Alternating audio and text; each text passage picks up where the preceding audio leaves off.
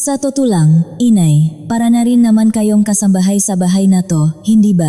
Kung pati yan ay hindi ninyo magagawa, para saan pa at pinatira namin kayo rito? Ang masalitang ang manugang na si Cynthia ay malamig at matalim. Hindi, kulang pa ang salitang malamig. Ang tingin niya sa kanyang biyenan ay tila pagtingin sa isang basura. Napahinto sa pagmuya si Elvira Reyes. Wala na siyang lakas kahit pa para sumagot. Isang kabiguang hindi pa niya naramdaman sa kanyang 69 na taon ng pamumuhay ang tumagos sa kaibuturan ng kanyang puso. Ito ang unang pagkakataon na nakaramdam siya ng ganitong uri ng kahihiyan. Nang gabing iyon, kinalas ni Elvira ang talingang kanyang luma at gasgas na apron na ginamit niya sa buong buhay niya, at maingat itong itinupi sa loop ng aparador. At doon, siya ay nangako. Mula ngayon, ipapakita niya ng malinaw kung bakit si Elvira Reyes ay hindi isang kasambahay, kundi ang tunay na may-ari ng tahanang ito. Ang simulang ngahat ng pangyayaring ito ay naganap 5 buwan na ang nakalipas. Taksibol ngang taong 2025 sa isang maliit na apartment sa Quezon City. Bago pa man tumunog ang alas 5 ang madaling araw na alarma, gising na ang mata ni Elvira. Ang kanyang 69 taong gulang na katawan ay mas tumpak pa kaysa sa orasan. Sumakit ang kanyang matuhot nang bumangon siya mula sa kama. Ngunit ang lumabas sa kanyang bibig ay hindi isang buntong hininga, kundi isang maliit na pag-unat. Heto na naman, simula na araw. Ang kanyang mahakbang patungo sa kusina ay pareho pa rin no araw-araw siyang pumapasok sa kanyang tahiyan sa loob ng 25 taon, tahimik at matatat.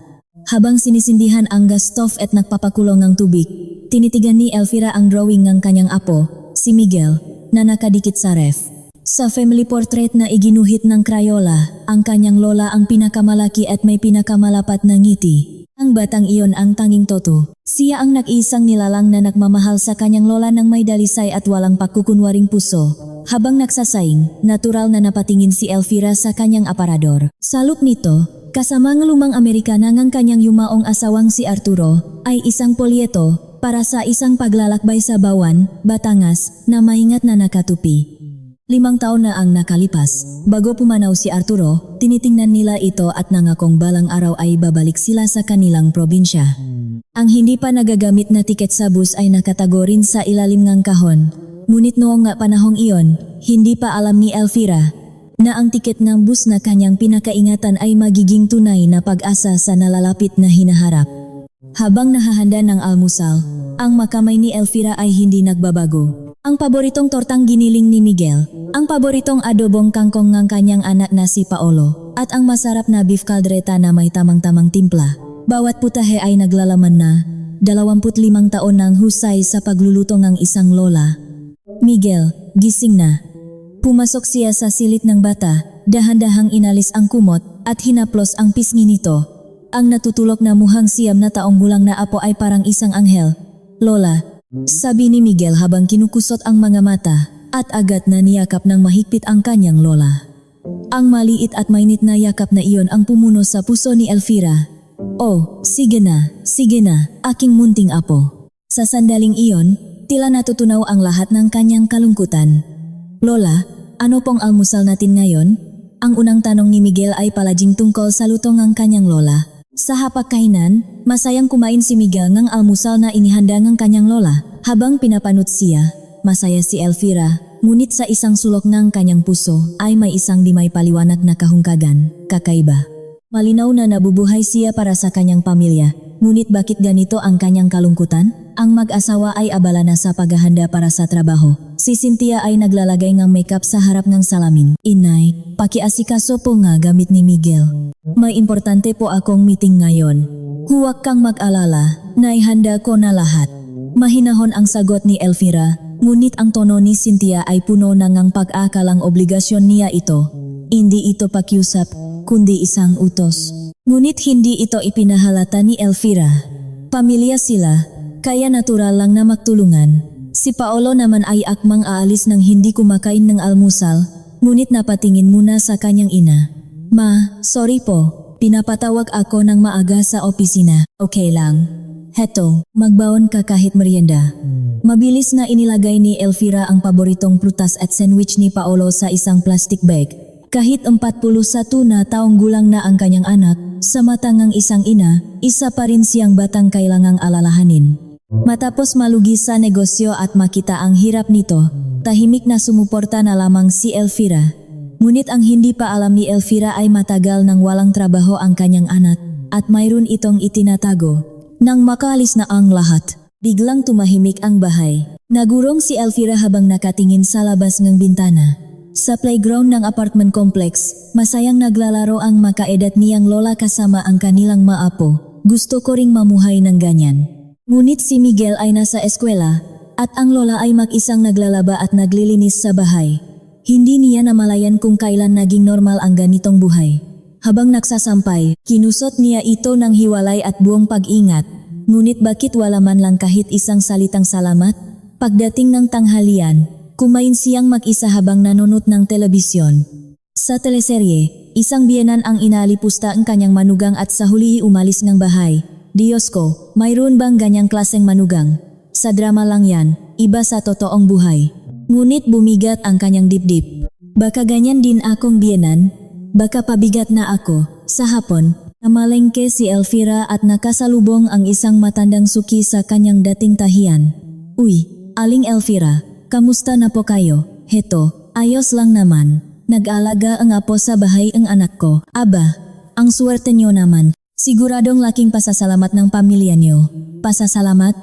Mapait na ngumiti si Elvira. Nitong mga nakaraang araw, paunti ng paunti ang salitang salamat at parami naman ng parami ang tonong tila obligasyon niya ang lahat. Sa paghahanda ng hapunan, muling ginagluto si Elvira na mga-paboritong gulaman ng buong pamilya. Ang paboritong por adobo ni Paolo, ang paboritong ginataang gulay ni Cynthia at ang ginisang tokwa para kay Miguel. Nagsama-sama ang buong pamilya sa hapagkainan, ang paligid ay tila normal. Ngunit may tensyon sa hangin. Mas malamig kaysa dati ang ekspresyon ni Cynthia at si Paolo ay walang tigil sa pagtingin sa kanyang cellphone at sa wakas dumating ang sandaling iyon. Nang magsalita si Elvira, Cynthia, anak, pwede bang magtulungan tayo sa magawain dito sa bahay? Mula sa sandaling iyon, ang lahat ay nagsimulang tumungo sa isang direksyong hindi na mababago. Ngunit hindi alam ni Elvira na ang isang salita niya ay magiging hudyat ng pagtatapos ng kanyang 50 taon na pamumuhay sa Maynila. Alas 7 gabi, sa hapagkainang pinagsasaluhan ng buong pamilya. Ang mainit na singaw ay umaangat mula sa masarap na hapunan na inihanda ni Elvira. Ang matamis na amoy ng pork adobo ay bumalot sa buong bahay at ang bagong saing na kanin ay kumikinang. Ngunit ang kapaligiran ay may pakailang. Si Cynthia ay panay ang tingin sa kanyang smartphone na nasa mesa at si Paolo ay tulala habang sumusubo. Tanging si Miguel lamang ang masayang nagsasabing, Lola, ang sarap po ang adobo niyo, habang nakangiti. Pinupuno ni Elvira ang mawalang laman na plato ng pamilya habang iniisip may mali. Dati, si Paolo ay laging nagsasabingang, Ma, salamat sa pagod pero ngayon, wala na iyon, lalo na si Cynthia. Habang kumakain, puro trabaho ang bukang bibig o kaya'y nakatutok sa cellphone. Cynthia, anak, marahang nagsalita si Elvira. Maging ang pagtawag sa manugang ay naging alanganin na. Hindi niya alam kung kailan ito nagbago, ngunit tila hindi rin gusto ni Cynthia ang tawag na ayon bes sa pagkunot ng kanyang no. Sa araw na iyon, mas sumasakit ang kanyang likod at tuhod kaya't nahihirapan siyang tumayo. Dahil marami siyang inihanda para sa hapunan, umasa siyang tutulong ang kanyang manugang sa pahuhugas ng plato at paglilikpit. Hindi siya madalas humingi ng ganitong pabor, ngunit may malabong pag-asa siyang kusa itong tutulong.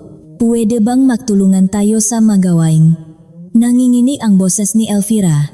Kailan pa naging ganito kahirap ang humingi ng tulong? Sa loob ng 25 taon sa kanyang tahian, hindi siya ganito kaingat makipag-usap sa mga customer, ngunit sa harap ng sariling pamilya, bawat salita ay napakahirap. Ang tunog ng paglapak ni Cynthia ng kanyang kubiertos ay narinig ng malakas. Sa tunog pa lang na iyon, kinabahan na si Elvira. Inay, malamig ang boses ni Cynthia. Gumagamit siya ng magalang na pananalita, ngunit puno ito ng inis. Maghapon po akong nagtrabaho at pagod na pagod ako. Sa sandaling marinig iyon, sumikip ang dibdib ni Elvira.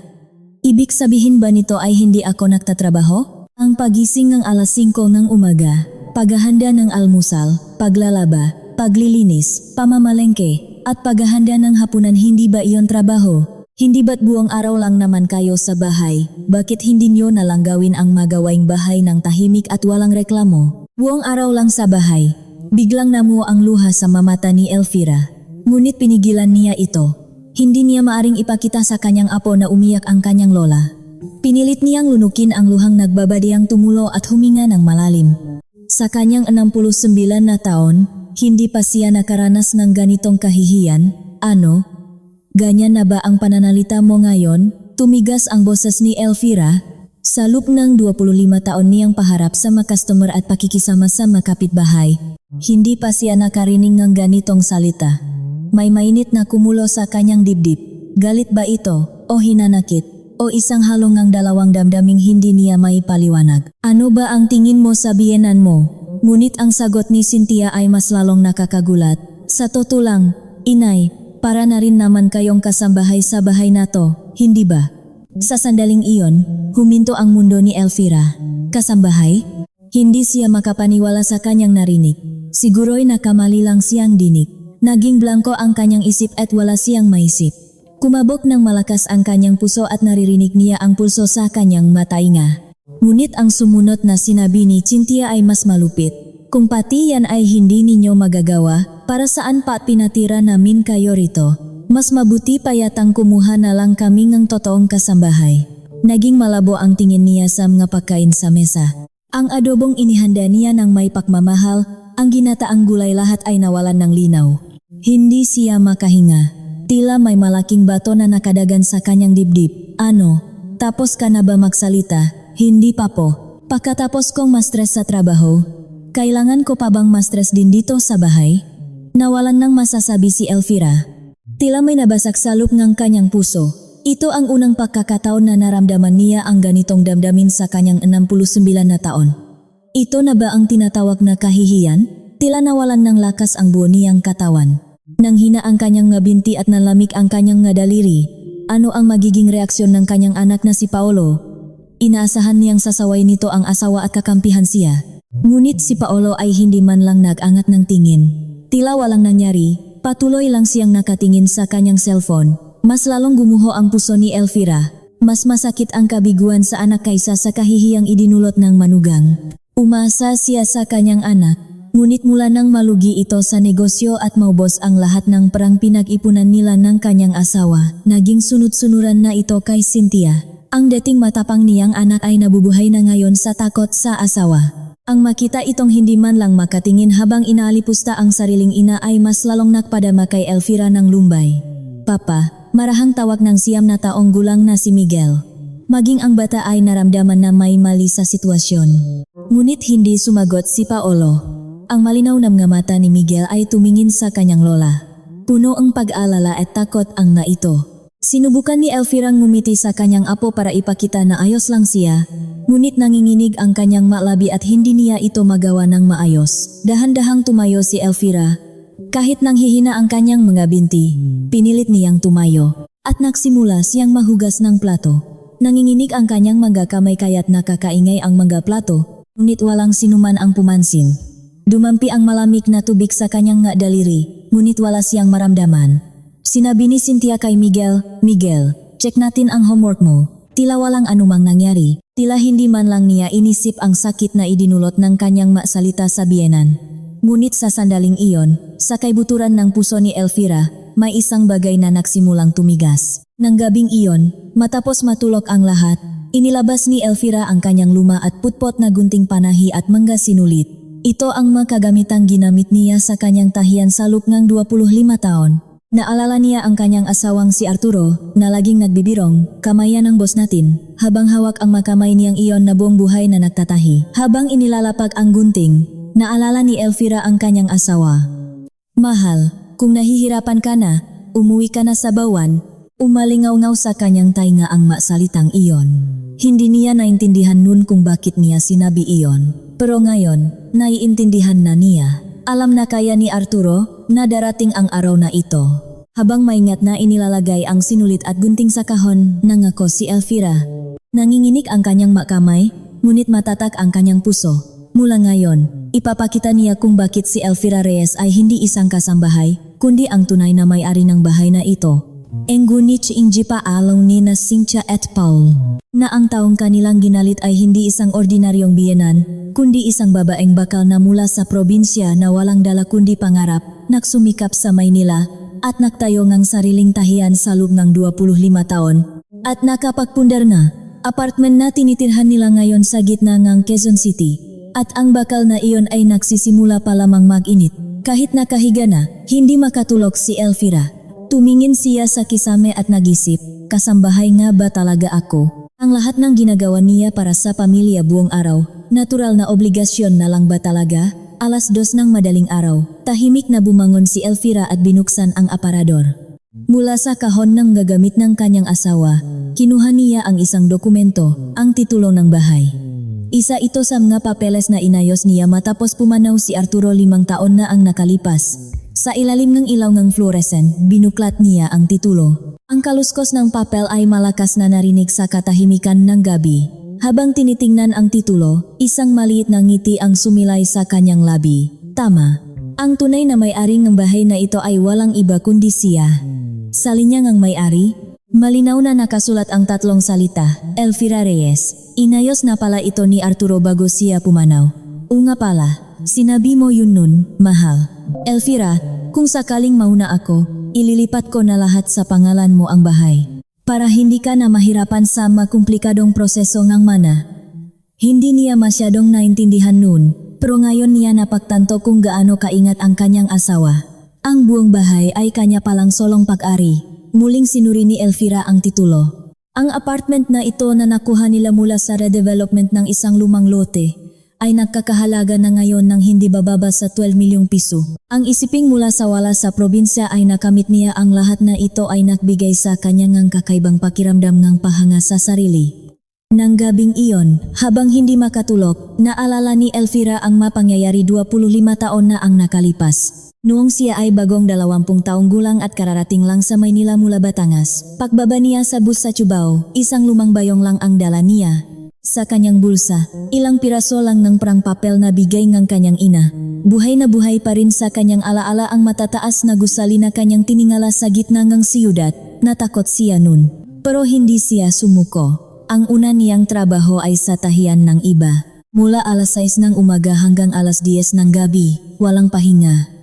Ang kanyang makamay ay laging puno ng sugat mula sa karayom at ang kanyang likod ay laging masakit, ngunit tiniis niya. Dahil may pangarap siya, ang makaroon ng sariling tahiyan balang araw. At sa edad na 22, nakilala niya ang kanyang kabiyak, si Arturo. Isang suking customer sa tahiyan, palagi itong magalang at sumusuporta sa kanyang mapangarap. Elvira, magtulungan tayong dalawa, magtayo tayo ng sarili nating tahiyan. Pagkatapos nilang ikasal, nag-ipon sila ng husto. Nagtrabaho si Arturo sa isang pabrika habang si Elvira ay nagtatahi at tumatanggap ng ekstra na paglilinis ng bahay. May mga panahong 4 na oras lang ang tulog nila. Ang dulongang kanyang mga daliri ay kalyado na sa kakatuhog ng karayom, at ang kanyang mga tuhod ay laging nananakit sa maghapong pag-upo sa harap ng makina. Ngunit hindi sila sumuko. Pagkatapos ng 5 taon, na may kaunting utang sa bangko, sa wakas ay nakakuha sila ng isang maliit na pwesto para sa tahiyan. Naalala niya ang araw na isinabit nila ang karatulang, tapat na tahi at sabay silang umiyak ni Arturo. Mahal, nagawa natin. Simula pa lang to, pagsikapan pa natin. Ilang taon ang lumipas, nagsimulang kumalat ang balita. Ang sabi-sabi sa kanilang lugar, kapag sa tapat na tahi ipinagawa, nagiging parang bago ang damit. Mula nun, dumami ang kanilang customer at minsan ay inaabot sila ng hating gabi sa trabaho. Ngunit ang pinakamahirap na panahon ay noong hindi sila makaanak. Sa loob ng 10 taon, hindi sila biniyayaan ng anak kaya't kung ano-anong panunumbat ang inabot niya sa kanyang mabiyenan. Kaya't nangako si Elvira sa sarili. Kapag ako ang naging biyenan, siguradong magiging mabuti ako sa manugang ko. Maging si Arturo ay nahirapan, ngunit pinrotektahan niya si Elvira. Sapat na tayong dalawa, ang tahiyan natin ang ating anak. Dahil sa masalitang iyon ng kanyang asawa, nakayanan niya. At sa wakas, sa edad na 32, nang isilang niya si Paolo, ang saya ay tila isang himala. Kahit pagkatapos isilang si Paolo, hindi niya maaring itigil ang pagtatrabaho sa tahiyan para sa kanilang kabuhayan. Naalala niya ang paglalagay sa sanggol sa duyan sa isang sulok ng tahiyan habang siya ay nagtatrabaho. Habang lumalaki si Paolo, umunlad din ang kanilang tahiyan. Naging pinaka-katiwala ang tahiyan ito sa kanilang lugar at nakakuha pa sila ng 2 empleyado. Nang makapagtapos si Paolo sa kolehiyo at magkatrabaho, nakilala niya ang isang mabuting babae at nagpakasal. Ang malaking bahagi ng perang inipon nila para sa sariling bahay ay napunta sa kasal ng anak. Nang bumukod ang anak, nalungkot si Elvira ngunit masaya pa rin para dito. Noon sinabi ni Arturo, "Mahal, may natira pa tayong pera, bumili tayo kahit maliit na bahay." At sa natirang pera, bumili silang isang maliit na townhouse. Ang maliit na bahay na iyon, makalipas ang 1 taon, ay biglang naging bahagi ng isang malaking development project at doon nila nakuha ang apartment na tinitirhan nila ngayon. Mula sa pagiging walang-wala sa Batangas, ang makaroon ng sariling bahay sa gitna ng Maynila ay parang isang panaginip. Muli siyang umiyak nang makita ang kanyang pangalan sa titulo. Ngayon, tunay na taga Maynila na ako. Ibinabalik ni Elvira ang titulo sa aparador habang nag-isip. Ang taong nagsumikap para sa lahat na ito, nararapat bang tawaging kasambahay? Ngunit ang masayang panahon ay hindi nagtagal. Noong 2020, biglang bumagsak si Arturo. Cerebral hemorrhage, 1 buwan siyang comatose sa ospital. At saglit lang nagkamalay bago pumanaw. "Mahal, pinahirapan kita. Anong sinasabi mo?" "Marami pa tayong pag-usapan."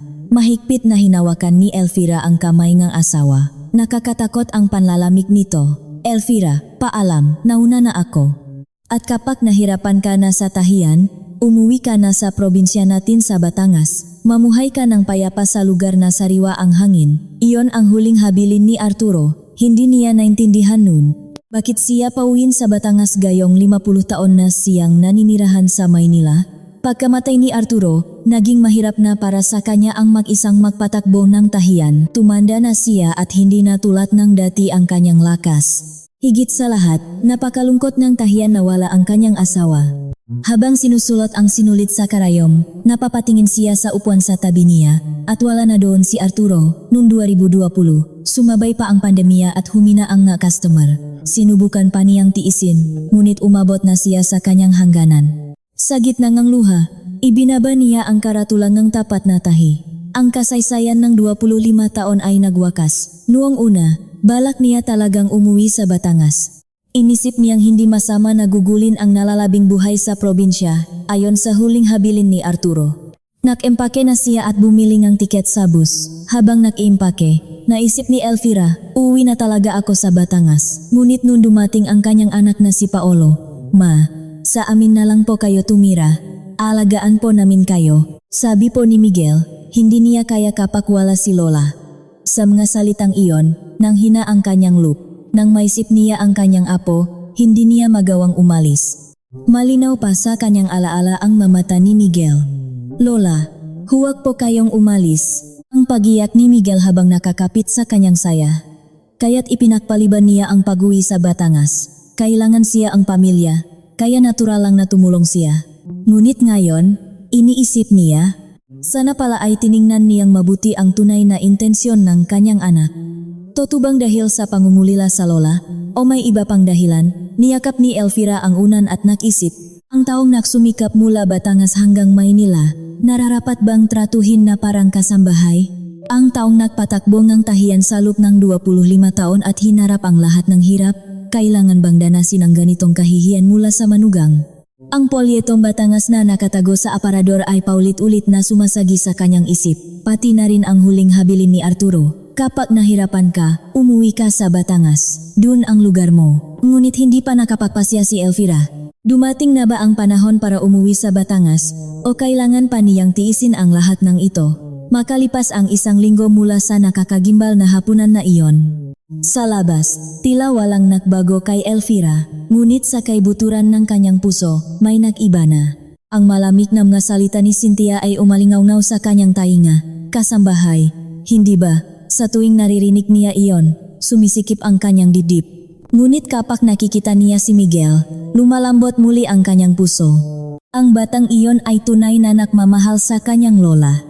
Isang Sabado ng hapon, habang nahuhugas ng plato si Elvira, dahan-dahang pumasok si Paolo sa kusina. Mas madilim ang kanyang muha kaysa karaniwan, at halatang may gusto siyang sabihin. Ma, nanginginig ang boses ni Paulo. Pinunasan ni Elvira ang kanyang makamay at tiningnan ang anak. Kahit 41 na taong gulang na, sa mga ganitong pagkakataon, nakikita pa rin niya ang kanyang anak noong bata pa ito. Bakit, anak? Ma, may ipapakiusap po sana ako. Kinuha ni Paulo ang isang sobrang papel mula sa kanyang bulsa. Makapal ito, tila maraming dokumento sa loop. Biglang kinabahan si Elvira.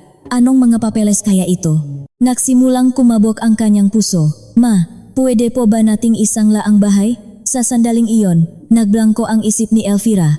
Isang laang bahay? Sa loob ng 25 taong pagpapatakbo ng tahiyan, kahit kailan ay hindi niya isinangla ang bahay. Bakit biglang ganito? Bakit kailangang isangla? May business opportunity po kasi, magandang pagkakataon, pero kailangan ko pong puhunan. Punong kakiusap ang boses ni Paulo. Ngunit kasabay nito, may pakiramdam siyang may itinatago ito. Naalala niya ang malaking utang na naidulot ng pagkalugi nito sa dating negosyo. Ganito rin nagsimula nun. Makano ba ang kailangan mo? Nga 2 milyon po. 2 milyon. Hindi maliit na halaga. Kinuha ni Elvira ang mapapeles at dahan-dahang tiningnan. Puno ito ang makumplikadong legal na terminolohiya, ngunit isang bagay ang malinaw niyang nakita. Ang mga salitang pagsasalin sa pinagsamang pangalan, joint title transfer, ay makikita sa maraming bahagi. Ano to? Joint title transfer? Ah, yan po. Kailangan lang daw sa proseso ang loan. Formalidad lang po yan.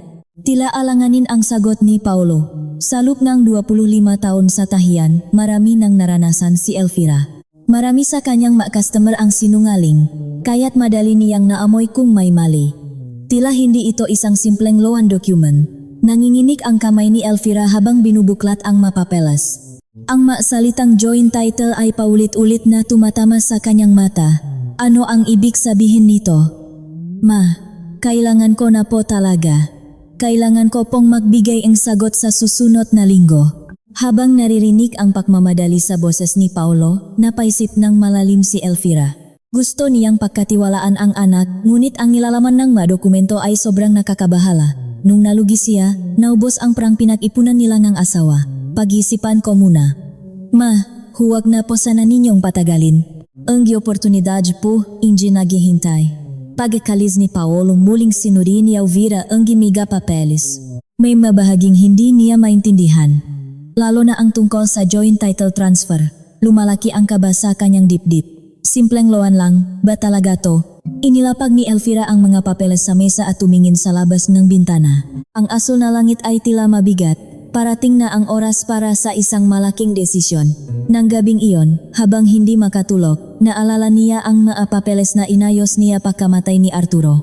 Malinaw na itinago niya ng hiwalay ang mga dokumento ng bahay. Tahimik siyang bumangon, binuksan ang aparador, at kinuha ang kahon ng papeles. Sa loob ng maalikabok na kahon, kasama ng magamit ni Arturo, ay ang iba't ibang dokumento. Doon niya natakpuan ang titulo ng bahay. Sa ilalim ng ilaw ng flashlight, binuklat niya ito. Ang kaluskos kumapel ay malakas na narinig sa katahimikan ng gabi. Nang makita ang titulo, nanlaki ang mamata ni Elvira. Ang may-ari ay hindi si Arturo at siya, kundi siya lamang. Ito ay solo niyang pag-ari. Inayos na pala ito ni Arturo bago pa siya pumanaw. O nga pala. Sinabi mo yun nun, mahal. Elvira, kung sakaling mauna ako, ililipat ko na lahat sa pangalan mo ang bahay para hindi ka na mahirapan sa proseso. Hindi niya masyadong naintindihan noon, pero ngayon niya napagtanto kung gaano kaingat si Arturo. Ang buong bahay ay kanya palang solong pag-ari. Muling tiningnan ni Elvira ang titulo. Ang pangalang Elvira Reyes ay malinaw na nakasulat. Kung gayon, ano ang joint title transfer sa mapapeles na dala ng kanyang anak? Bakit kailangang gawing joint title ang isang bahay na solo niyang pag-ari? Lalo siyang nagduda. Lumaki ang kaba sa kanyang dibdib. Kinabukasan, nagpasya si Elvira. Ipapakita niya ang mapapeles sa isang eksperto. Ang natutunan niya sa pagpapatakbong ng tahiyan. Kapag hindi mo alam, magtanong sa nakakaalam. Sa oras ng tanghalian, palihim siyang lumabas ng bahay at nagpunta sa isang law office sa kanilang lugar. Nandun si Ati Santos, isang matagal ng suki sa tapat na tahi ni Elvira. Hindi pa sila nakita para sa legal na bagay, ngunit sa tahiyan, lagi itong bumabati ng may ngiti. Aling Elvira, napadalaw po kayo. Anong may paglilingkot ko? Masayang bati ni Ati Santos. Attorney, kamusta po? Kung may oras po kayo, pwede po bang patingnan ito? Nanginginig na iniabot ni Elvira ang mga papeles. Maingat na sinuri ni Ati Santos ang madokumento at naging seryoso ang kanyang muha. Aling Elvira, hindi po ito simpleng dokumento para sa pagsangla. Ano po ito? Nanginginig ang boses ni Elvira. Ito po ay dokumento para ilipat ang pag-aringang bahay sa pinagsamang pangalan ninyo, ang anak ninyo, at kasabay nito ang pagsangla. Sa madaling salita, ipapasa ninyo ang kalahatingang bahay ninyo sa anak ninyo. Nahilo si Elvira. Kalahatingang bahay? Ibig sabihin, kalahati na lang ang pag-ari niya? Nanlamig ang kanyang nadaliri. Paano po kung hindi mabayaran ang utang? Maring ma-foreclose po ang bahay. At kapag joint title na, hindi ninyo po maaring ibenta o gawin ang anumang gusto ninyo sa bahay ng mag-isa. Kailangan po ang pahintulot ng anak ninyo. Habang naririnig ang paliwanag ng abogado, nanindik ang kanyang balahibo. Ito ba ang sinasabing ng kanyang anak na formalidad lang? Ang gawing kalahati na lang ang pag-ari niya sa sariling bahay ay isang formalidad. Isang mainit na damdamin ang kumulo sa kanyang dibdib. Pakiramdam ng pagkakanulo. Attorney, hindi ko po dapat pirmahan ito. Hindi ba? Personal na bagay po ito kaya hindi ako makapagsabi. Pero pag-isipan po ninyong mabuti, lalo na't usapang pamilya, kailangan pong mag-ingat. Umalingaw-ngaw sa kanyang tainga ang payo ni Ati Santos. Pawi. Gulong-gulo ang isip ni Elvira. Gusto niyang pagkatiwalaan ang anak. Ngunit ang nilalaman ng mapapeles ay sobrang nakakagulat. Baka naman ang manugang niya ang nasa likod nito. Naalala niya ang malamig na mukha ni Cynthia. Inay, para na rin naman kayong kasambahay dito. Muling umalingaw-ngaw ang mga salitang iyon. Huminto si Elvira at tumingala sa langit. Ang asul na langit ay puno ng madidilim na ulap sa kanyang paningin. Nang gabing iyon, muling nagtanong si Paolo. Ma, napag-isipan niyo na po ba yung papeles? Oo, pero kailangan ko pa ang panahon para mag-isip. Ma, kailangan na po talaga. Baka mawala pa ang pagkakataon. Habang pinapanot ang pagmamadali ni Paolo, nakumpirma ni Elvira, may itinatago ito. Hindi niya alam kung ano, ngunit malinaw na may balak itong angkinin ang bahay ng walang pahintulot niya. At nagpasya siyang hindi na ito ituring na parang isang anak na kailangang protektahan. Ang hangal niyang anak, na nalugi sa negosyo at sunod-sunuran sa asawa. Ngunit siya pa rin ang nagbigay ng pinakamalaking kaligayahan sa kanila ni Arturo, ang kaawa-awa nilang anak. Iyon ang alaala niya sa anak hanggang kahapon. Ngunit mula ngayon, binura niya ang lahat ng iyon at nagpasya. Walang pinakaiba ang anak niya sa kanyang manugang. Ang pag-isip na anak ko yan, hindi niya magagawa yan ay naglaho na. At naramdaman niyang dumating na ang panahon para ipakita kung gaano siya katatak. Nang gabing iyon, habang hindi makatulog, muling hinaluhog ni Elvira ang kahon ng gamit ni Arturo. Nakita niya ang isang flyer ng real estate sa Batangas. 5 taon na ang nakalipas, kinuha nila ito ni Arturo habang pinag-usapan ang pag-uwi sa probinsya. Luma na at lukot ang papel, ngunit malinaw pa rin ang mga letra. Biglang naalala niya ang huling habilin ni Arturo. Kapag nahirapan ka na sa tahiyan, umuwi ka sa probinsya natin sa Batangas. Mamuhay ka ng payapa. Sa pag-akalang baka sakali, tinawagan niya ang numero sa flyer para alamin kung may mabahay malapit sa dagat na nakita nila ni Arturo noon na binabenta. Mahigit 9:00 ng gabi, ngunit magalang na sumagot ang ahente. Ah, yung bahay na yun po, naalala ko. 5 taon na po kayong pumunta rito kasama ang asawa ninyo.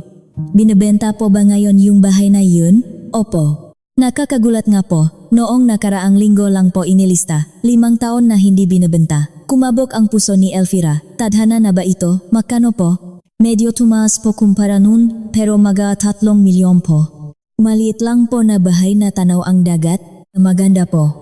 Pagkatapos ang tawag, isang maliit na ngiti ang sumilay sa labi ni Elvira, 3 milyon. Kung ibebenta niya ang bahay sa Maynila, sapat na sapat iyon. Tumingin siya sa labas ng bintana at nag-isip, maari na akong magsimula ng bagong buhay. Ngunit hindi pa alam ni na Paolo at Cynthia na ang kanilang ginising ay isang babaeng bakal na hinarap ang lahat ng pagsubok sa loob ng ilang dekada. At ang babaeng iyon ay nagsisimula pa lamang kumilos. Ang balita mula sa ahente sa Batangas ay nakakagulat. Ang maliit na bahay malapit sa dagat na tiningnan nila ni Arturo noon ay binebenta na. at mas mura pa kaysa sa inaasahan niya. Lola, naalala niyo po, 5 taon na kayong pumunta ritong asawa niyo para tingnan yung bahay na yun. Hindi po yun binibenta dati, ngayon lang po. Habang naririnig ang sinasabi ng ahente, kumabog ang puso ni Elvira. Tadhana na ba ito? Sa sandaling iyon, naramdaman niyang maari na talaga siyang magsimula ng bagong buhay. Kinabukasan, nahanda si Elvira nga almusal tulad ng dati, ngunit sa kanyang isip, nagpaplano na siya. Ang natutunan niya sa 25 taong pagpapatakbo ang tahiyan, ang mahahalagang desisyon ay dapat pag-isipan ng mabuti at isagawa ng tiyak. Matapos ihatid si Miguel sa eskwela at makaalis ang mag-asawa, sa oras ng tanghalian, nang mag-isa na lang siya, muling tumawag si Elvira sa Batangas. Ngayon, para sa mas konkretong plano, makano po ang down payment para sa bahay? 100,000 piso lang po. Dito po sa probinsya, hindi po ganun kalaki ang down payment. Ang balanse po, pwedeng bayaran sa loob ng 1 buwan. 100,000. Mayroon siyang naipon mula sa 25 taon niyang tahiyan. Karamihan ay naibigay niya sa anak, ngunit mayroon siyang itinabing emergency fund. Iyon ang prang iyon. Ang prang pinatabi sa kanya ni Arturo para sa kung sakali. Sige po, ipapadala ko na po ang down payment. Pagkatapos ng tawag, nagpunta si Elvira sa bangko. Nang kumpirmahin ng teller ang pagpapadala, gumaan ang kanyang pakiramdam. Pakiramdam niya, nakagawa na siya ng unang hakbang. Nanginginig ang kanyang makamay. Ngunit hindi dahil sa takot, kundi sa pananabik. Nang hapong iyon, may isa pa siyang mahalagang ginawa. Muli niyang inayos ng maigi ang mapapeles ng bahay. Maingat niyang sinuri ang madokumento ngang manananatanggap niya pagkamatay ni Arturo. Habang tinitignan ang mapapeles, nakita niya kung gaano kaingat si Arturo. Hindi lang bahay, kundi lahat ng kanilang ari-arian ay maayos na nakatala. At may isa pa siyang natuklasan, ang kasunduan sa paggamit ng tirahan, contract for use, na ginawa nila noong 2020 nang lumipat ang pamilya ng kanyang anak. Akala niya noon ay formalidad lang, pero ngayon, nakita niyang isa itong mahalagang legal na dokumento. Binuklat niya ang kasunduan at dahan-dahang binasa. Malinaw na nakasulat, ang may-ari na si Elvira Reyes ay pansamantalang pinahihintulutan ang pamilya ng anak na si Paulo Reyes na manirahan, ngunit kailangang umalis anumang oras na hilingin ng may-ari. Nalala niya ang sinabi ni Cynthia noon, "Inay, bakit pa po kailangan nito? Pamilya naman po tayo." Ang sagot ni Elvira noon ay, "Formalidad lang yan, huwag kang mag-alala." Ngunit ngayon, naalala niya ang sinabi ni Ate Santos. Tuwing nagpapatahi ito, pabiro nitong sinasabi, "Aling Elvira, dahil nasa negosyo kayo, alam nyo na, kahit pamilya, kailangang maayos ang papeles. Mahirap na kapag nakaproblema." Nang nabanggit niya na titira na sila ngang anak niya, sinabi nitong, "Kailangan po ninyong papirmahin sila nito," at ibinigay sa kanya ang template ng kasunduan. Akala niya noon ay salita lang ang isang abogado, pero ngayon, nagpapasalamat siya. Dahil dito, malinaw ang kanyang karapatan sa sariling bahay. Maingat na itinupi ni Elvira ang kasunduan at inilagay kasama ng iba pang dokumento. Ngayon, halos tapos na ang lahat ng paghahanda. Nang gabing iyon, muling binuksan ni Paulo ang usapan tungkol sa papeles. "Ma, hanggang kailan po ninyo pag-iisipan yan? Wala na po talagang oras. Hindi ko pa alam." Sa sagot ni Elvira, kumunotang no ni Paulo. Maging si Cynthia sa tabi niya ay sumimangot. "Inay, may business opportunity na po ang anak ninyo. Bakit po kayo nag-atubili?" May halong inis ang boses ni Cynthia. Kung dati, matatakot si Elvira, ngayon ay iba na. May bahay na siyang binayaran sa Batangas at maayos na ang malegal na dokumento. Ang kailangan na lang ay ayusin ang bahay na ito. "Cynthia, anak, kung apurahan yan, marami namang ibang paraan, hindi ba? Bakit kailangang isanla pa ang bahay? Saan pa po may ibang paraan? Ang bahay niyo po ang pinakatiyak na kolateral." Sa narinig na sagot ni Cynthia, nakumpirma ni Elvira ang lahat. Talagang tinatarget nila ang kanyang bahay at itinuturing siyang isang simpleng kasambahay. Isang malamig na galit ang umakyat sa kanyang dibdib, ngunit hindi niya ipinahalata. "Kailangan ko pa ring pag-isipan, Ma." Tinaasan siyang boses ni Paulo, ngunit hindi natinag si Elvira. May karanasan na siya sa paharap sa lahat ng uri ng mahihirap na customer. Mga customer na nananakot, mga customer na may hindi makatwirang hiling, lahat ay hinarap niya ng mahinahon. Nang gabing iyon, Kinausap ni Elvira ang larawan ni Arturo. Mahal, tama ka. May malaki akong problema, pero huwag kang mag-alala. Ayusin ko to. Habang tinitingnan ang larawan ni Arturo, nangako si Elvira. Dumating na ang panahon para bawiin ang sariling buhay. Sa larawan, si Arturo ay nakangiti pa rin ng may pagmamahal. Kinabukasan, may isa pang mahalagang tawag na ginawa si Elvira. Tinawagan niya ang ahente sa Batangas para kumpirmahin ang skedule ng huling bayad. Kailan po ang huling araw ng bayad? 1 buwan pa po, pero pwede rin pong mas maaga. Tawag lang po kayo. Aalamin ko po at tatawag ako agad, hindi po magtatagal, 1 buwan. Mahaba-haba pa ang panahon, ngunit wala ng dahilan para patagalin pa. Paulit-ulit na sumasagi sa kanyang isip ang masasakit na salita ni Cynthia. Sa totoo lang, kasambahay kayo dito, hindi ba? Sa tuwing naaalala niya iyon, sumasakit ang kanyang dibdib, ngunit ngayon, naging galit na ito. Dumating na ang panahon para ipakita kung sino ang kasambahay at kung sino ang tunay na may-ari ng bahay. Umupo si Elvira sa harap ng mesa at kumuhang papel. Dahan-dahan niyang isinulat ang kanyang plano. Ang huling bayad sa bahay sa Batangas, ang gastos sa paglipat, at ang panggastos pansamantala. Kulang ang pera niya. Kailangan niyang ibenta ang bahay na ito para may sakatuparan ang lahat, ngunit may isang problema. Hanggat nasa bahay ang pamilya, hindi niya may bebenta o may ayos ang bahay. Imposibleng mahanap ng ahente, magpapasok ng mabibili, at pumirma ng kontrata ng hindi nila nalalaman. Kung alis lang sila ng bahay kahit ilang araw. Tumango si Elvira. Kung darating ang pagkakataong iyon, handa na ang lahat. Ang pinakamahalaga, ang pag-ari sa bahay sa Maynila ay ganap na sa kanya. Siya, bilang may-ari, ang magpapasya kung paano ito didispatsahin. Naalala ni Elvira si Gino, ang may-ari ng Gino's Realty na katabi ng kanyang tahiyan.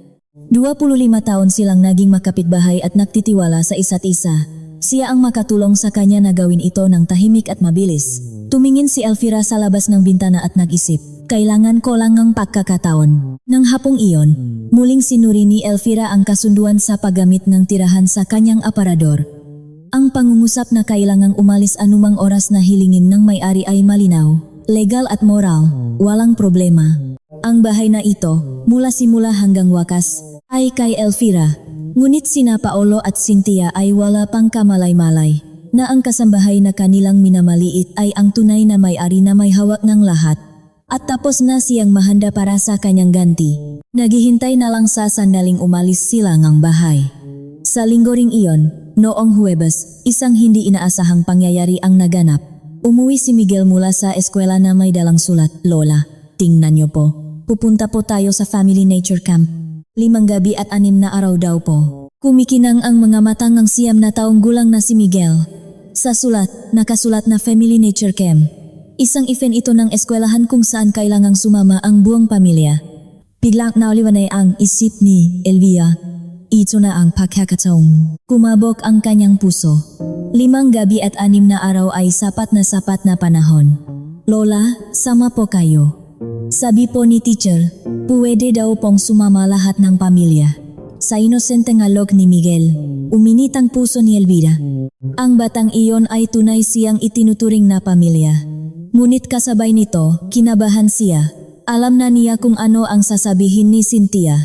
Sa hapunan, masayang ikinuwento ni Miguel ang tungkol sa camp. Mama, Papa, punta po tayo sa camp. Sama po si Lola. Biglang kumunot ang noo ni Cynthia. Ang tunog ng paglapak ng kanyang kubyertos ay mas malakas kaysa dati. Miguel, masakit ang tuhod ng lola mo, hindi siya makakasama. Hindi po masakit ang tuhod ni Lola. Pagtatanggol ni Miguel, ngunit matigas si Cynthia. At saka, ang camp ay para sa pamilya. Si Lola, huminto si Cynthia, ngunit alam ni Elvira kung ano ang kasunod na sasabihin. Hindi natin siya pamilya. Sa sandaling marinig iyon, ang natitirang kaunting konsensya ni Elvira tungkol sa pagbebenta ng bahay ay tuluyang naglaho. Bakit po hindi pamilya si Lola? Sa inosenteng tanong ni Miguel, tumahimik ang hapagkainan. Si Paolo ay muling nakatutok sa cellphone, at si Cynthia ay nagpakita ng inis na ekspresyon. Miguel, iba kasi si Lola sa atin. Ano pong iba? Basta si Mama, si Papa, at si Miguel ang totoong pamilya, at si Lola ay Pinutol ni Cynthia ang sasabihin, ngunit malinaw ang ibig sabihin. Sumikip ang dibdib ni Elvira, ngunit hindi niya ipinahalata. Hindi niya maaring ipakita sa apo na nasasaktan siya. Okay lang, Miguel. Masakit talaga ang tuhod ni Lola, hindi ko kaya. Ngumiti si Elvira, ngunit bahagyang nanginginig ang kanyang boses. Mas lalong sumakit ang kanyang puso nang makita ang pagkadismaya sa mukha ni Miguel. Eddie, mag-isa lang po si Lola dito sa bahay. Oh, babantayan ni Lola ang bahay. Nang gabing iyon, palihim na pumasok si Miguel sa kwartong kanyang Lola. Lola, hindi po talaga kayo makakasama sa camp? Oh, mas gusto ni Lola dito, pero gusto ko po kayong kasama. Sa sinabi ni Miguel, muntik nang maiyak si Elvira. Ang dalisay na batang ito ang tanging tutu. Siya ang tunay na nagmamahal at kumikilala sa kanyang lola bilang pamilya. Niyakap ni Elvira si Miguel ng mahigpit. Miguel, mag-enjoy kayo ni na mama at papa ha. Kunan mo si Lola ng maraming picture. Kinabukasan, abala ang lahat sa paghahanda para sa camp. Habang nag-iimpake, nagrereklamo si Cynthia. Inay, habang wala po kami, bantayan niyo pong mabuti ang bahay at pakilinis na rin po. Kung dati, sasagot siyang sige, ngayon ay iba na. Tumango lang si Elvira. Ayaw na niyang sumagot. Inay, sumagot naman po kayo. Sa pag-apura ni Cynthia, nagsalita si Elvira. O na, ako na ang bahala sa paglilinis. Habang sinasabi iyon, sa isip niya, o na, ako na ang bahala sa pag-ayos ng bahay na ito. May kakaibang dating ang kanyang sagot. Hindi na ito ang dating sunod-sunurang tono, kundi isang mahinahon at matatak na tinik. Nakaramdam ngang kakaiba si Cynthia, ngunit dahil abala sa paghahanda, ipinagsawalang bahala niya ito. At saka, Inay, habang wala kami, huwag po kayong magpapasok ng kahit sino. Mahirap na ang panahon ngayon. Tila hindi mapagkakatiwalaan si Elvira. Ang may-aring bahay, pinagsasabihang huwag magpapasok ng tao. Nakakatawang sitwasyon. Ngumiti si Elvira, ngunit hindi ito isang mainit na ngiti. Dumating na ang araw ng pag-alis nila para sa camp. Bago umalis, tumakbo si Miguel sa kanyang lola at yumakap. Lola, babalik po ako agad. Bibili po ako ng pasalubong. Sige, mag-ingat ka. Niyakap ni Elvira si Miguel ng mahigpit. Ayaw niya talagang mahiwalay sa batang ito. Ngunit dumating na ang oras ng pagpapasya. Habang hinahaplos ang buhok ni Miguel, nangako si Elvira sa sarili. Pasensya ka na, Miguel. Kailangan na ring mabuhay ni Lola para sa sarili niya. Nang makaalis ang sasakyan, biglang tumahimik ang bahay. Habang pinapanot ang papalayong sasakyan, huminga ng malalim si Elvira. Simula na. Tiningnan niya ang paligid ng bahay na may bagong pananaw. Ang mamahaling sofa sa sala, ang interior na ayon sa gusto ni Cynthia, ang family picture sa pader. Lahat ay tila pag-ari ng iba. Agad na nagpunta si Elvira sa Gino's Realty. Si Gino, ang may-ari, ay 25 taon na niyang kapitbahay at pinagkakatiwalaan. Aling Elvira, napadalaw po kayo. Gino, gusto ko sanang ibenta ang bahay ko. Nanlaki ang mga mata ni Gino. Hindi niya inaasahan ito. Bakit po bigla?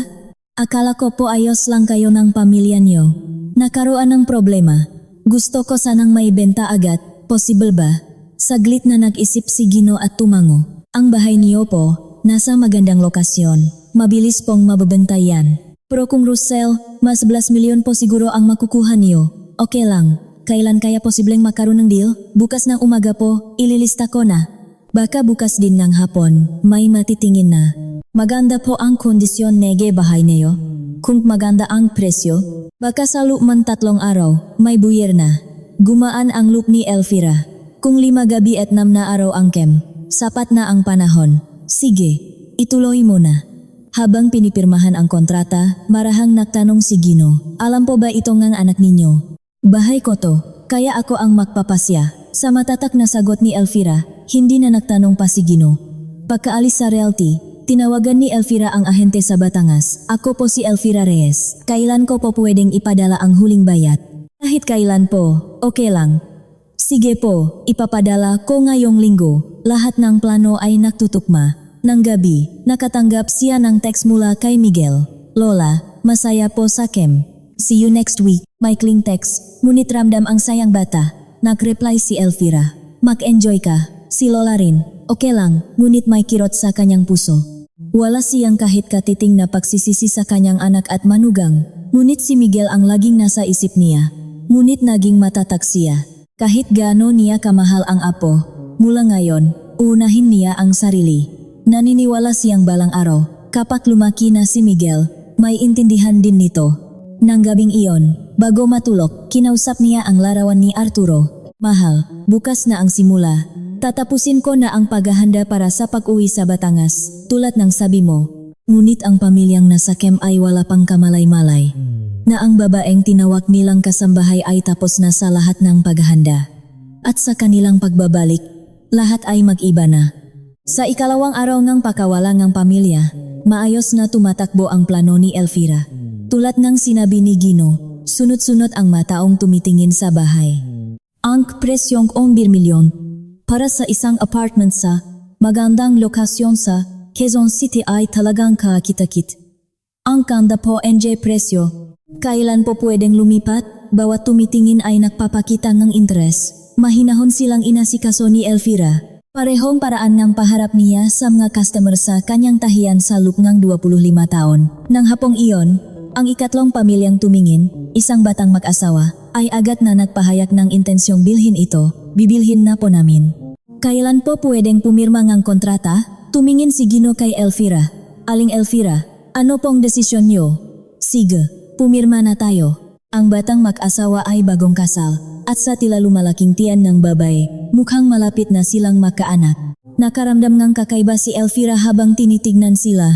Minsan din siyang puno ng pag-asa. Naalala niya ang araw na isinabit nila ni Arturo ang karatula ng kanilang tahiyan. Habang pumipirma sa kontrata, naalala ni Elvira si Arturo. Mahal, ang bahay na pinahirapan nating ipundar, ganito lang kadaling ibenta, ngunit walang pagsisisi. Ngayon, malaya na siya. Habang isinusulat ang kanyang pangalan, nanginginig ang kanyang kamay. Ngunit hindi dahil sa takot, kundi sa pakiramdam ng kalayaan. Kailan po ang huling bayad?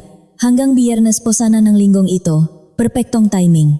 Isang araw bago bumalik ang pamilya mula sa camp. Pagkatapos ang kontrata, nagsimula ng mag-impake si Elvira. Habang inilalagay sa makahon ang 25 taon ng alaala, makahalo ang kanyang damdamin. Ang pirasong karatulang tahiyan, ang kanilang wedding picture, ang nga drawing ni Paolo noong bata pa, at ang drawing ni Miguel para sa kanya. Pinili niya lang ang nga tunay na mahalaga, huminto siya nang makita ang drawing ni Miguel. Ang larawan ng lola na iginuhit ng Crayola ay napakaganda. Si Lola ang pinakamamahal ko sa buong mundo, nakasulat dito. Pasensya ka na, Miguel. Mapait siyang napangiti nang makita ang mga mamahaling makeup at luxury bags ni Cynthia. Dahil sa mga ito, minamaliit niyo ako, ngunit wala na itong halaga. Malapit na siyang magpaalam sa lahat na ito. Habang nag-iimpake, may natakpuan siya. Ang kasunduan sa paggamit ng tirahan na ginawa noong 2020, ang dokumentong ipinilit ni Ati Santos na kunin niya. Muli niyang binasa ang kasunduan at nagpasalamat. Ang may-ari na si Elvira Reyes, kailangang umalis anumang oras na hilingin. Isang perpektong legal na dokumento. Biyernes ng hapon, dumating ang sandaling ng pagtanggap ng bayad. Sa bangko, kinumpirma niya ang pagpasok ng 11 milyon sa kanyang akon. Habang tinitingnan ang manumero sa kanyang passbook, naramdaman niya ang tunay na kalayaan. Mula sa pagiging walang-wala sa Batangas, ang makaroon ng 11 milyon sa Maynila. Ang buhay ay tunay na nakakamangha. Nanginginig ang kanyang makamay, ngunit ito'y panginginig sa tuwa. Pagkatanggap ng pera, agad niyang ipinadala ang bayad sa bahay sa Batangas. Ngayon, may sarili na siyang maliit na bahay sa probinsya. Ang isiping gugugulin ang nalalabing buhay sa isang tahimik na bahay na tanaw ang dagat ay nagbigay sa kanya ng kapayapaan. Nang gabi, muling nag-text si Miguel. Lola, ang saya po talaga sa camp. Marami po akong biniling pasalubong para sa inyo. Muli, nag-reply si Elvira. Salamat, Miguel.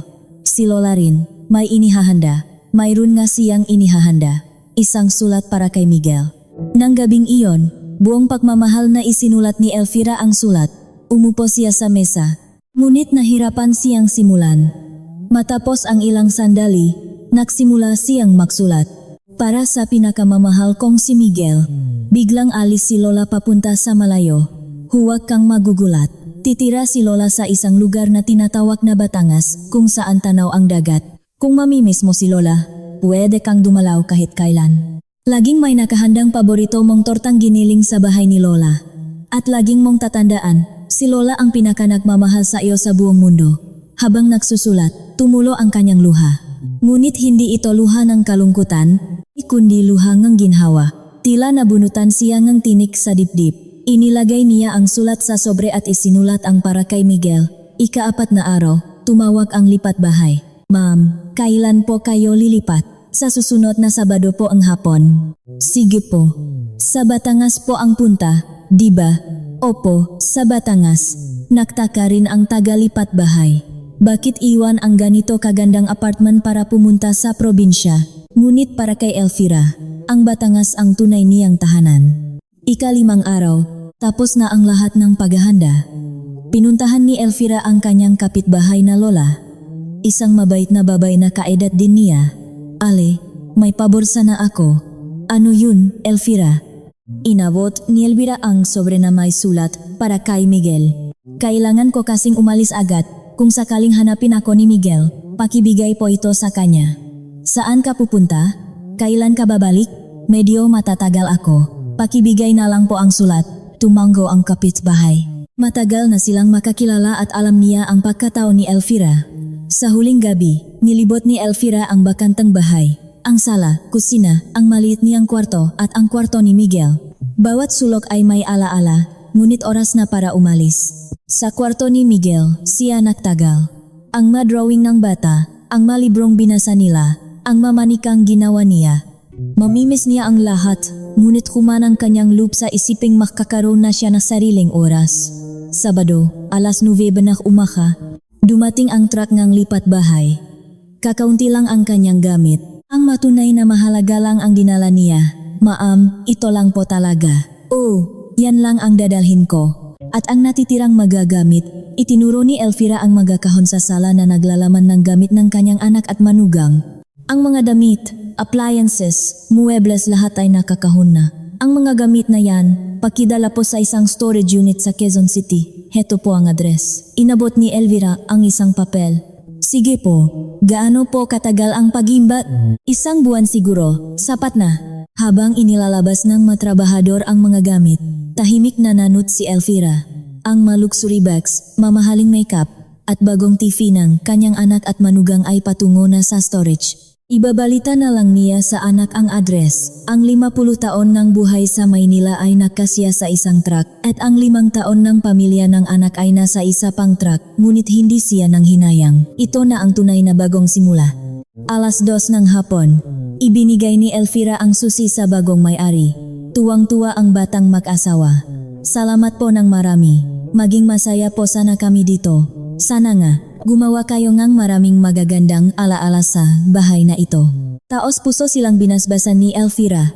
Paglabas ng apartment, lumingon siya. 5 taon siyang nanirahan dito, ngunit ngayon, bahay na ito ngang iba. Walang pagsisisi. Ang pamilyang nasa Kem ay wala pang kamalay-malay. Na ang bahay na babalikan nila ay pag-ari na ngang iba. At ang babaeng tinawag nilang kasambahay ay ang tunay na may-ari pala. Linggo, alas 3 ng hapon, pagkatapos ng masayang 5 gabi at 6 na araw sa camp, ang pamilya ay bumalik na may ngiti sa kanilang ngalabi. Lalo na si Miguel, na excited na sa mapasalubong para sa kanyang lola.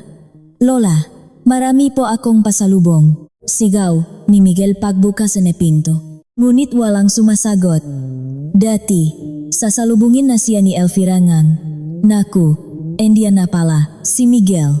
Inay, andito na po kami, sigaw din ni Cynthia, ngunit tahimik pa rin. Masyadong tahimik ang bahay, may mali. Pagpasok sa sala, natigilan silang lahat. Isang hindi pamilyar na batang mag-asawa ang nag-ayos ng kanilang gamit. Isang buntis at ang kanyang asawa. Teka, anong nangyayari dito? Naguguluhang tanong ni Paulo. Akala niya bahay nila ang pinasok, ngunit ibang tao ang nandun. Pasensya na po, pero bahay po namin to, magalang na sumagot ang lalaki. Hindi po. Bahay po namin ito na binili namin noong nakaraang linggo, heto po ang kontrata. Ipinakita niya ang deed of sale. Malinaw na nakasulat. Nagbenta. Elvira Reyes, bumili. Luis Santos. Ano to? Sigaw ni Cynthia habang inaagaw ang kontrata. Sino si Elvira Reyes? Ang may-aring bahay na ito ay ang asawa ko, hindi po. Tiningnan po namin ang titulo. Solo pong pag-ari ni Aling Elvira Reyes, mahinahon ang mag-asawa. Lahat ng papeles ay inayos nila at legal ang kanilang pagbili. Noon, tumakbo si Miguel sa kwarto ng lola. Lola, ngunit walang tao. Wala ang kumot, aparador, at kahit ang amoy ng lola. Ang drawing ni Miguel sa pader ay wala na rin. Wala po si lola. Saan po nagpunta si lola? Umiyak na bumalik si Miguel. Ramdam na rin ng bata na may malaking problema. Noon, lumabas ang kapitbahay na lola. Naku, Miguel, may pinabibigay sa iyo ang lola mo. Inabot ng kapitbahay ang isang sobre. Nakasulat sa labas, para kay Miguel. Kailan po ito binigay ni lola? Nanginginig na kinuha ni Paolo ang sobre. Sa loob, isang sulat para kay Miguel. Hindi pa marunong magbasa ng maayos si Miguel, kaya't si Paolo ang nagbasa nito. Para sa pinakamamahal kong si Miguel, biglang alis si lola papunta sa malayo. Habang binabasa, nanginginig ang boses ni Paolo. Puno ngang pagmamahal ang sulat. Titira si lola sa isang lugar na tinatawag na Batangas, kung saan tanaw ang dagat. Kung mamimiss mo si lola, pwede kang dumalaw kahit kailan. Laging may nakahandang paborito mong tortang giniling. Pagkatapos basahin ang sulat, napaupo si Paolo sa sahig nang hina ang kanyang natuhot. Ngayon niya lang naintindihan. Ibinenta ni inay ang bahay, hindi pa rin matanggap ni Cynthia ang katotohanan, namumutla ang kanyang muha. Paano nangyari ito? Nang walang pahintulot natin? Ang alam po namin, solo pong pag-ari ni Aling Elvira ang bahay.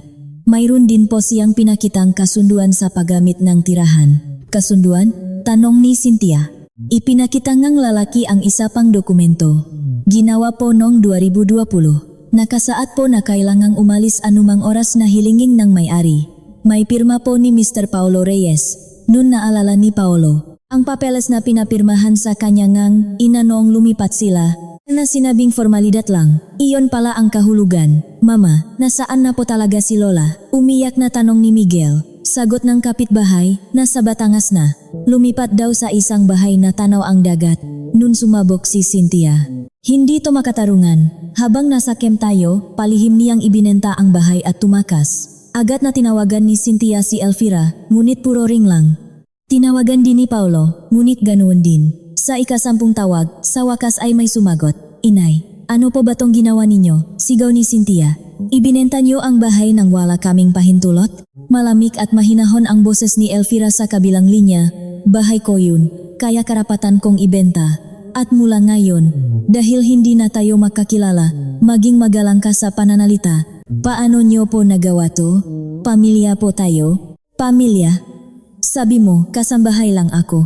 Kailan pa naging pamilya ang kasambahay? Nagalit lang po ako nun kaya ko nasabi yun. Kahit galit ka, pwede mong sabihan ng kasambahay ang biyanan mo? At ikaw, Paolo, bakit hindi ka nagsalita noong inalipusta ang nanay mo? Isang buntong hininga ang narinig mula kay Paolo. Ma, sorry po talaga. Akala mo ba sapat na ang sorry? 50 taon ako sa Maynila, pero kahit kailan, hindi ako nakaranas ng ganong kahihiyan. Pero sa sarili kong pamilya, trinato akong kasambahay. Puno ngang hinanakit ang boses ni Elvira. At ikaw, Paolo, di ba't gusto mong isangla ang bahay? Gawing joint title para makuha ang kalahati? Akala mo bata nga ako? Matao pa ba kayo? Anak pa ba kita? Nanginginig ang boses ni Elvira sa galit. Sa 25 taon ko sa tahiyan, lahat ng uri ng tao nakita ko. Pero hindi ko akalain na sarili kong anak ang magtataksil sa akin. Cynthia, tulad ng sabi mo, kasambahay ako. Kaya ngayon, nag-resign na ako. Ang kasambahay, may sahot. Ako, anong natanggap ko? Kahihiyan lang. Inay, patawad po. Nanginginig na sabi ni Cynthia. Huli na ang lahat.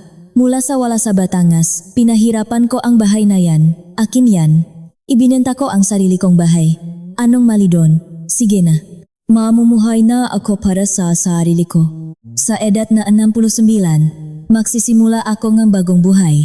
Huwag na kayong tatawag. Inay, si Miguel po. Sinulatan ko na si Miguel. Maintindihan niya yan balang araw.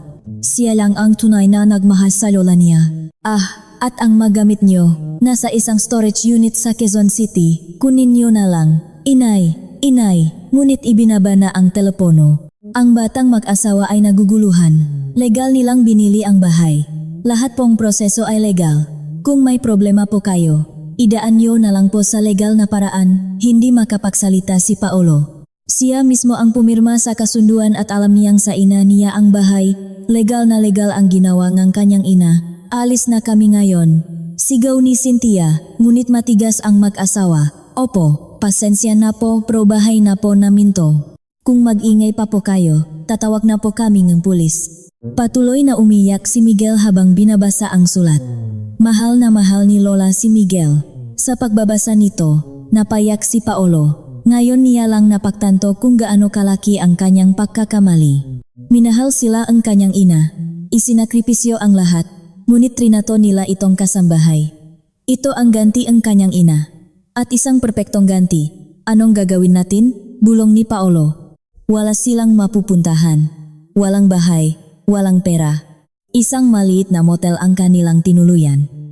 Sa isang kwartong nakakahalaga ng 800 piso bawat gabi, nagsiksikan silang tatlo. Ngayon lang napagtanto ni Paolo kung gaano katalino ang plano ng kanyang ina. Ang pagtanggi sa pagsangla, ang pananahimik, at ang mga salitang ako na ang bahala sa paglilinis lahat ay senyales.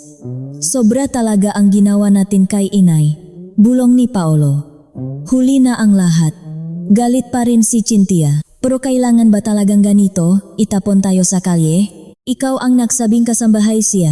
Sa unang pagkakataon, sinigawan ni Paolo ang asawa.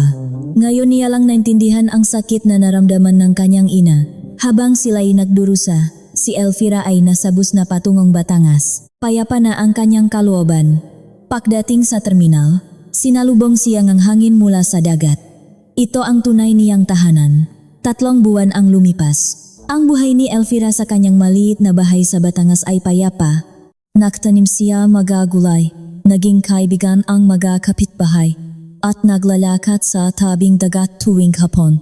Sa Maynila, hirap pa rin ang pamilya ni Paolo. Nagtatrabaho siya bilang delivery rider at si Cynthia ay part-time sa isang grocery. Ngunit si Miguel ang pinakanahihirapan, laging hinahanap ang kanyang lola. Isang araw, tumawag ang dating kapitbahay ni Elvira. Si Miguel daw ay laging nagpupunta sa dati nilang bahay, umiyak at hinihingi ang address niya. Naawa ang kapitbahay at ibinigay ito. Makalipas ang ilang araw, isang sulat ang dumating para kay Elvira, mula kay Miguel. Lola, miss na po kita. Sabi po ni Papa, bawal tumawag kaya sumulat na lang po ako. Miss ko na po ang torta nyo. Masaya po ba kayo diyan sa dagat? Gusto ko po, masaya kayo. Dadala po ako diyan. Mahal po kita. Umiyak si Elvira habang binabasa ang sulat. Luhang ang kaligayahan, agad siyang sumagot. Miguel ko, salamat sa sulat. Masaya si Lola dito. Magpakabait ka. Ha? Laging mong tandaan, mahal ka ni Lola. Dumalaw ka dito, lulutuan kita ng marami. 6 na buwan pa ang lumipas. Sumali si Elvira sa mga volunteer work sa kanilang barangay. Nagluluto para sa mga matatandang mag-isa. Doon niya natakpuan ang tunay na kaligayahan, ang pagtulong sa iba. Patuloy ang kanilang sulatan ni Miguel. Sa isang sulat, sinabi ni Miguel, Lola, medyo naiintindihan ko na po kung bakit ninyo ginawa yun. Laging sinasabi ni na mama at papa na nagsisisi sila. Paglaki ko po, gusto kong maging matapang na tulad ninyo. Ngumiti si Elvira. 3 taon ang lumipas. Naging ganap na taga Batangas si Elvira. Isang araw, habang naglalakad sa tabing dagat, may nakita siyang pamilyar na anino, isang matangkat na binatilyo kasama ang isang lalaki, si Miguel. 13 na taong gulang na, kasama ang kanyang amang si Paolo, Lola. Tumakbo si Miguel at niyakap siya. Lumaki na ang bata, ngunit ang pagmamahal sa Lola ay hindi nagbago. Lumapit din si Paolo. Ang kanyang mukha ay puno ng pagsisisi. Ma, patawad po. Patawarin niyo po ako. Tiningnan ni Elvira ang anak. Mas simple na ang itsura, ngunit tapat ang mga mata. Tapos na yun. Huwag na nating balikan. Alagaan mo lang si Miguel ng mabuti. Pinatawad na niya sila. Habang tumatagal, nawala ang galit at napalitan ng pangungulila. Lola, alam ko na po ngayon. Ang galing-galing niyo po talaga. Sa sinabi ni Miguel, naramdaman ni Elvira ang tagumpay, lumalaki ang kanyang apo na may tamang pag-isip. Ilang taon pa ang lumipas, si Elvira ay payapang namumuhay sa Batangas. Si Miguel ay laging dumadalo tuwing bakasyon. Isang araw, tinanong ni Miguel, "Lola, hindi po ba kayo nagsisisi?" "Hindi. Ngayon ko lang naramdaman na ako talaga si Elvira." Ngumiti siya habang nakatingin sa dagat. Ang paglubok nga araw ay nagpinta ng kulay kahel sa kalangitan, napakaganda. Walang sinuman ang tumatawag sa kanya na kasambahay. Siya ay si Lola Elvira, ang pinakamagaling na lola sa buong mundo para kay Miguel. Ang kanyang bagong buhay sa edad na 69. Hindi ito katapusan, kundi ang tunay na simula. Makakwento, ano po ang masasabi ninyo sa istorya ni Lola Elvira? Ang kanyang kwento ay nagpapakita na kahit anong edad o hirap ng sitwasyon, laging may pagkakataong magsimula muli. Ipinakita niya kung gaano kahalaga ang pagprotekta sa sariling dignidad at mamuhay para sa sarili. Pinapaalala rin nito sa atin ang tunay na kahulugan ng pamilya, hindi ito tungkol sa sakripisyong inaasahan, kundi sa paggalang at pag-alaga sa isa't isa. Kung nagustuhan ninyo ang kwentong ito, huwag kalimutang mag-subscribe at i-like. Mag-iwan din ang komento kung saan kayo nakikinig at kung ano ang inyong salubin para may padala namin sa inyo ang aming suporta. Laging mag-ingat at maging masaya.